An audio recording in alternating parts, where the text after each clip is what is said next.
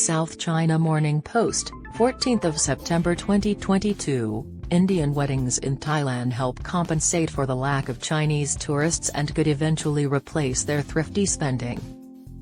Chinese tour operators aim only to conduct business with Chinese vendors instead of Indians and squeeze every last dollar out of those participating. For tourism boards looking to put COVID-19 behind them, the Indian wedding market makes sense, especially for those with many beaches to fall back on.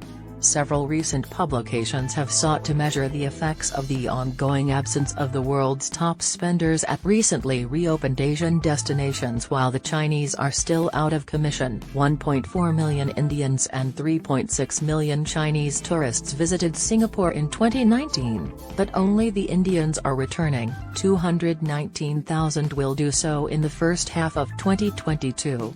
No, Indian tourists can't replace Southeast Asia's absent Chinese tourists, reads one recent South China Morning Post headline. Indian tourists simply do not have enough money, to put it clearly. Comparatively, the Chinese prefer to support regional companies. The Indians, whose weddings are frequently extravagant affairs, are the ones who invest the most money in matrimony. The wedding wishlist website boasts, people go to incredible lengths to have one, and people around the world dream of attending one.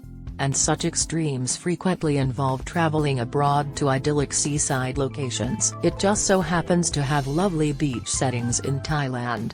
Siripakorn Chowsamut, Deputy Governor of the Tourism Authority of Thailand, recently told Reuters that his nation is most eager to assist Indian couples who have been disappointed by years of COVID delays finally find true love. Indian weddings in Thailand can cost between 10 million and 30 million baht, $273,000 and $818,000, according to Reuters, as they can last up to a week and involve everything from event planning to cuisine, decoration, and transportation. May be expensive, but not quite as pricey as similar ceremonies would be if they were held in Goa or Rajasthan. Sales manager for Pattaya Exhibition and Convention Hall Nilesh Kosti, who specializes in Indian weddings, claims that his planning company is already fully booked for the forthcoming season for 2 or 3 day celebrations along Thailand's eastern seaboard. Although the Chinese are still terribly missed,